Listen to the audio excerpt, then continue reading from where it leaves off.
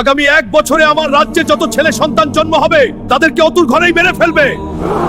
প্রিয় দর্শক, এই ঘোষণা যখন ইব্রাহিম আলাইহিস সালামের মায়ের কাছে পৌঁছলো তখন ইব্রাহিম আলাইহিস সালামের বয়স মাত্র কয়েক মাস। এজন্য তিনি হযরত ইব্রাহিম আলাইহিস সালামকে একটি পাহাড়ের গুহায় রেখে আসেন, আর সাথে সাথে হযরত জিব্রাইল এসে গুহার মুখটিকে একটি পাথর দ্বারা বন্ধ করে দেন। এরপরে হযরত ইব্রাহিমের 2টি আঙ্গুলকে মুখের ভিতরে রেখে দেন, ফলে একটি আঙ্গুল থেকে মধু আরেকটি আঙ্গুল থেকে দুধ বের হতে থাকে। এভাবেই তিনি সেখানে বড় হতে লাগলেন। এরপর হযরত ইব্রাহিমের বয়স যখন 7 বছর হলো তখন তিনি একদিন রাতের বেলায় গুহা থেকে বের হয়ে আসেন এবং তিনি দেখেন আসমানের চাঁদ এবং অনেক নক্ষত্র। তখন তিনি ভাবলেন, একটু সুন্দর চাঁদারে নক্ষত্র, এগুলোই মনে হয় আমার আল্লাহ। এরপর যখন চাঁদ নক্ষত্র ডুবে গেল আর সূর্য উদয় হলো তখন তা দেখে তিনি ভাবছেন চাঁদ নক্ষত্রের চেয়ে এটা অনেক বড়, সুতরাং এটাই আমার আল্লাহ। কিন্তু দিন শেষে যখন এই সূর্যও ডুবে গেল তখন তিনি বললেন, না, এগুলো আমার আল্লাহ হতে পারে না। আমার আল্লাহর কোনো শেষ নেই, কোনো ধ্বংস নেই। আল্লাহু আকবার।